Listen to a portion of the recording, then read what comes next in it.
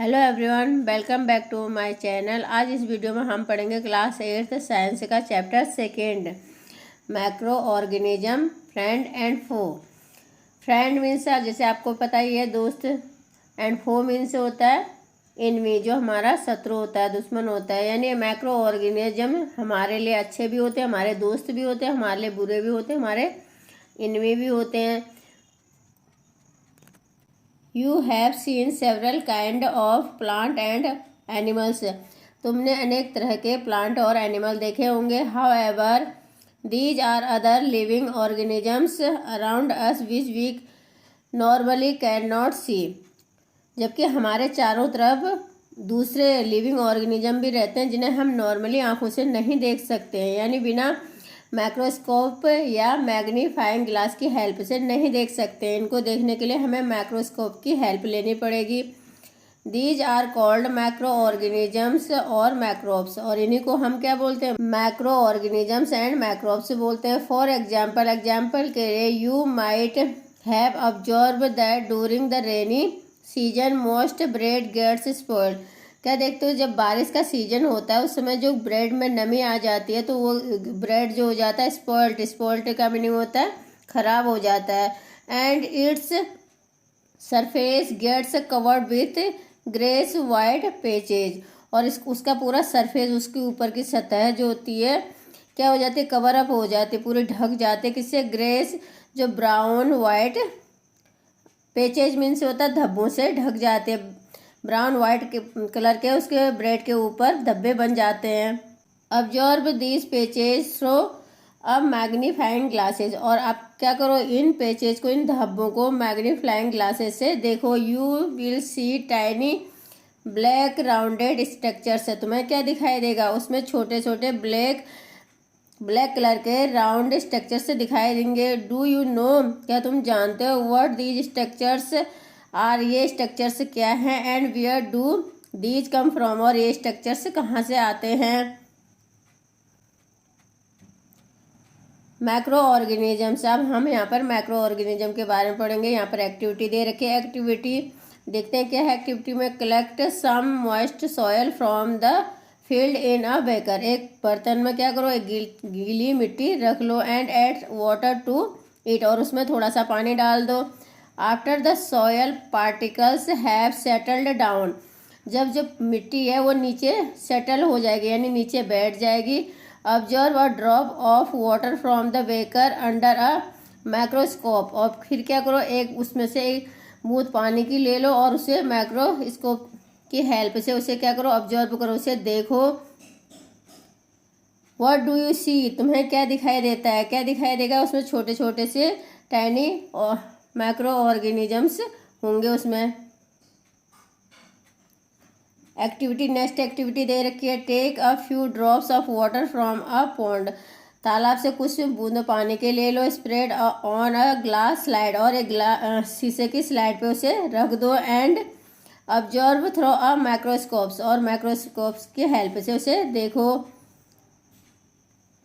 Do you find tiny organisms moving around, क्या तुम्हें छोटे छोटे ऑर्गेनिज्म मूव करते हुए दिखाई देंगे? हाँ दिखाई देंगे, क्योंकि these observations show that water and soil are full of tiny organisms. और यह ऑब्जर्वेशन क्या बताता है? यह बताता है कि हमें जो मिट्टी होती है, सॉयल होती है, और जो पानी होता है वो छोटे छोटे ऑर्गेनिज्म से भरी हुई है।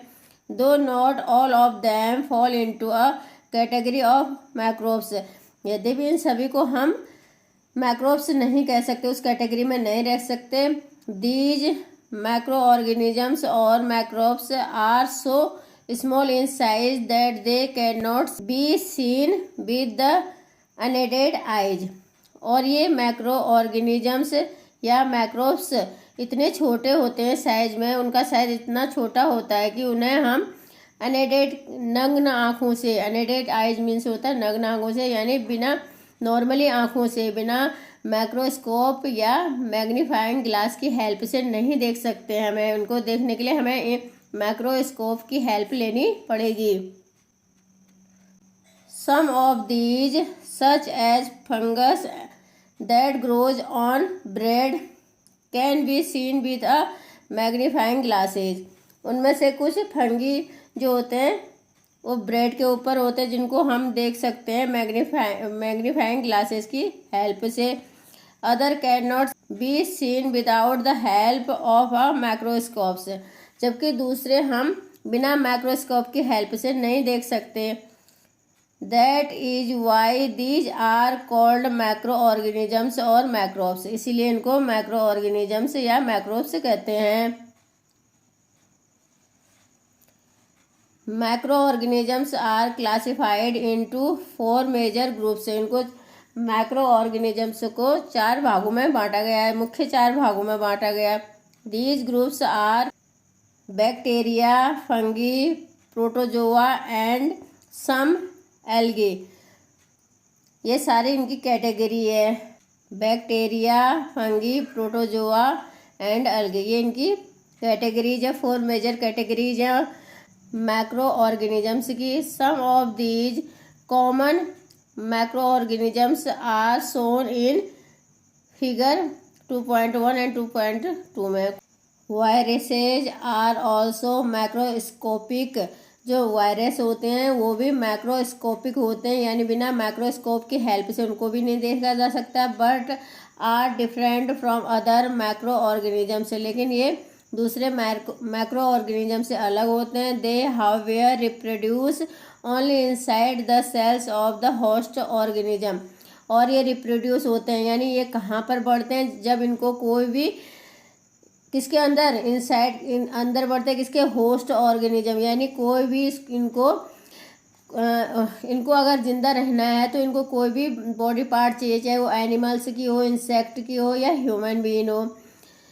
विच में बी अ बैक्टीरियम, प्लांट और एनिमल्स. यानी जो कोई भी हो सकते हैं, प्लांट, एनिमल्स, कुछ भी हो सकता है.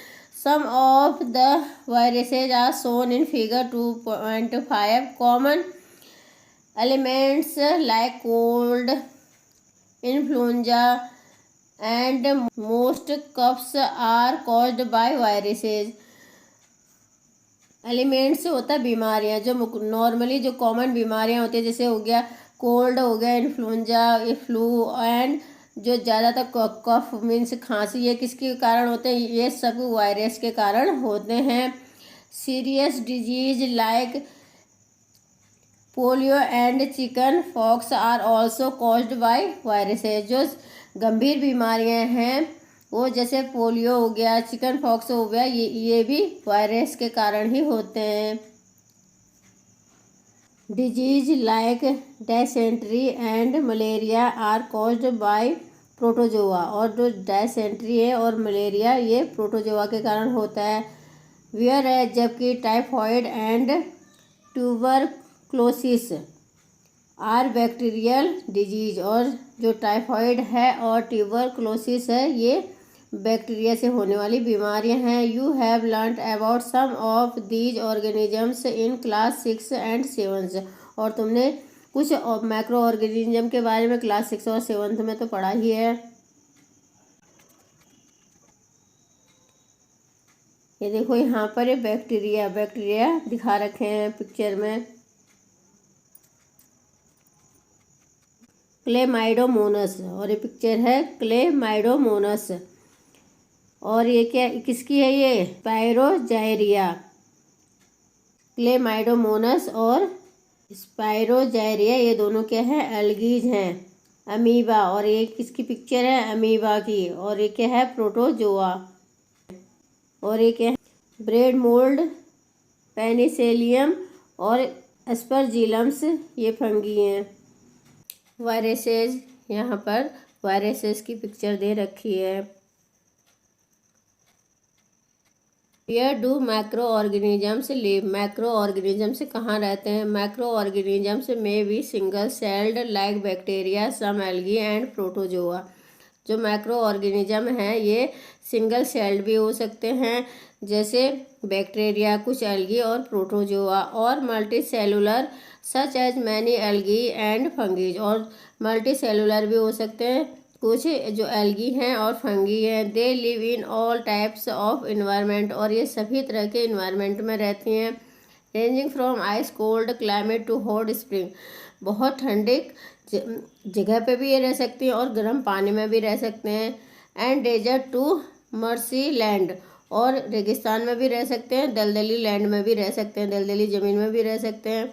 They are also found inside the bodies of animals including human, और ये कहाँ पर भी पाए जाते हैं, एनिमल की बॉडी में भी पाए जाते हैं और ह्यूमन के बॉडी में भी।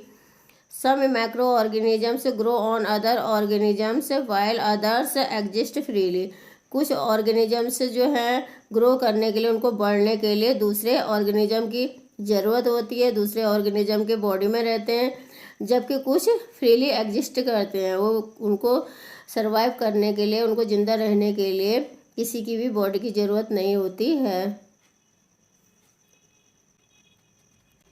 Macro organisms and us, macro organisms play an important role in our life, जो मैक्रो ऑर्गेनिजम्स होते हैं ये हमारी लाइफ में महत्वपूर्ण होते हैं। Some of them are beneficial in many ways, इनमें से कुछ हमारे लिए बहुत बेनिफिशियल होते हैं यानी लाभदायक होते हैं अनेक तरह से। वेयर एज, जबकि some other are harmful and cause disease, और जबकि दूसरे जो हमारे लिए हार्मफुल होते हैं, नुकसानदायक होते हैं और बीमारियां होती हैं उनसे। Let us study about in the detail, चलो इनके बारे में डिटेल से पढ़ते हैं। फ्रेंडली मैक्रो ऑर्गेनिजम्स, जो हमारे फ्रेंड हैं मैक्रो ऑर्गेनिजम्स, उसके बारे में पढ़ेंगे यहाँ पर। Macro organisms are used for various purpose, जो मैक्रो ऑर्गेनिज्म है इनका यूज अनेक कामों के लिए किया जाता है। They are used in the preparation of curd, bread and cake, इनका यूज कर्ड को तैयार दही को बनाने में, ब्रेड को बनाने के लिए और केक को बनाने में किया जाता है। Macro organism have been used for the production of alcohol since ages, और जो मैक्रो ऑर्गेनिज्म है इनका यूज अल्कोहल बनाने के लिए किया जा रहा है, पुराने समय से ही अल्कोहल बनाने के लिए किया जाता आ रहा है। They are used in cleaning up of the environment, इनका यूज इन्वायरमेंट को, वातावरण को क्लीन करने के लिए किया जाता है। फॉर एग्जाम्पल के लिए the organic wastage, vegetable peels, remains of animals faeces etcetera are broken down into harmless and usable substances by bacteria. Example के लिए, उदाहरण के लिए, जो ऑर्गेनिक वेस्टेज हैं जैसे वेजिटेबल के छिलके हो गए, एनिमल्स के बचे हुए पार्ट और ह्यूमन वेस्ट हो गया, इनको ब्रोक डाउन करके इनको किस में कन्वर्ट कर देते हैं, हार्मलेस बना देते हैं और इनको यूजेबल सब्सटेंस बना देते हैं। और ये किसके द्वारा बनाए जाते हैं, बैक्टीरिया के द्वारा बनाए जाते हैं। Recall that bacteria are also use in the preparation of medicine, और जो बैक्टीरिया है इनका यूज मेडिसिन को भी बनाने में किया जाता है।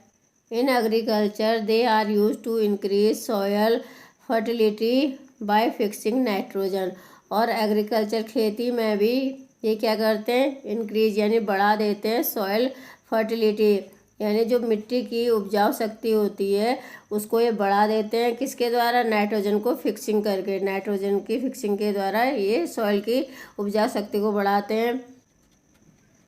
Making of curd and bread, you have learned in class 7 that milk is turned into curd by bacteria, तुमने क्लास 7 में पढ़ा है कि बैक्टीरिया मिल्क को दही में यानी दूध को दही में कन्वर्ट कर देता है, बदल देता है। तो यहाँ पर पहली बोल रही है, I saw that my mother added a little curd to warm milk to set curd for the next day, I wonder Y.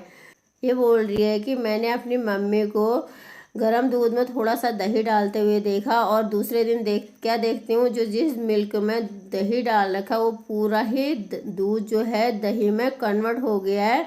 I wonder Y, मैं सोचती हूँ ऐसा कैसे हो सकता, कैसे हुआ। Curd contains several micro organisms, curd में बहुत सारे, दही में बहुत सारे माइक्रो ऑर्गेनिज्म होते हैं। Of these the bacterium Lactobacillus promotes the formation of curd, और ये जो दूध को दही में कन्वर्ट करता है। इस बैक्टीरिया का नाम क्या है? लैक्टोबैसिलस।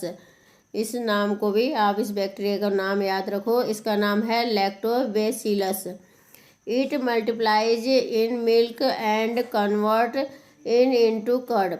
जब हम थोड़ा सा, अभी पहले ने बताया था, थोड़ा सा क्या करते हैं हम, थोड़ा सा दही को अगर दूध में डालेंगे तो जो ये बैक्टीरिया होती है लैक्टोबैसिलस होता है, ये क्या होता है? मल्टीप्लाइज हो जाता है, यानी इसकी संख्या बहुत ज़्यादा हो जाती है और ये दही को, जो दूध है उसको दही में कन्वर्ट कर देता है। Bacteria are also involved in the making of cheese, pickles and many other food items. और बैक्टीरिया क्या करते हैं, उसमें बहुत सा, जैसे चीज़ को बनाने में भी बैक्टीरिया का यूज़ किया जाता है, पिकल अचार को बनाने में भी किया जाता है, और भी बहुत सारे फूड आइटम हैं उनको बनाने में भी बैक्टीरिया का यूज़ किया जाता है। एन इम्पोर्टेंट इंग्रेडिएंट ऑफ रावा, सूजी, इडलीज एंड भटूराज इज कर्ड। जो रावा है, इडलीज है और भटूरा है, इनका, इसमें भी दही का यूज़ किया जाता है, इनको बनाने में भी दही का यूज़ किया जाता है। Can you guess why? क्या तुम बता सकते हो क्यों? Bacteria and yeast are also helpful for fermentation of rice, idlis and dosas butter.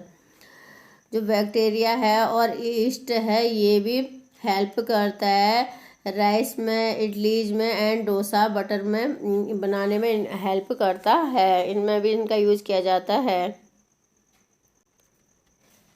Activity देख लेते हैं। एक्टिविटी है टेक 1/2 kg फ्लावर, आटा और मैदा, added some sugar and mix with warm water. क्या करेंगे, आधा किलो हम आटा या मैदा ले लेंगे, उसमें थोड़ा सा शुगर डाल देंगे और उसे गर्म पानी से मिक्स कर देंगे। Add a some amount of yeast powder, और थोड़ा सा हम उसमें ईस्ट पाउडर डाल देंगे। And need to make a soft dough, और उसे गूंथ कर एक सॉफ्ट डो बना लेंगे। What do you observe after 2 hours? तुम 2 घंटे के बाद क्या देखते हो? Did you find the dough rising? क्या तुम डो को, आटे को राइज करते यानी फूला हुआ देखते हो? यहाँ पर पिक्चर में भी दिखा रखी है मैदा विथ ईस्ट पाउडर और राइज्ड मैदा। अब यहाँ पर पहले उन्होंने आटे में मैदा, शुगर और वार्म वाटर करके उसको डो कर दिया, उसके बाद यहाँ पर रखा है, बाद में उसको जब देखो रेज मैदा, जब वो फूल के इस तरह से बन जाता है।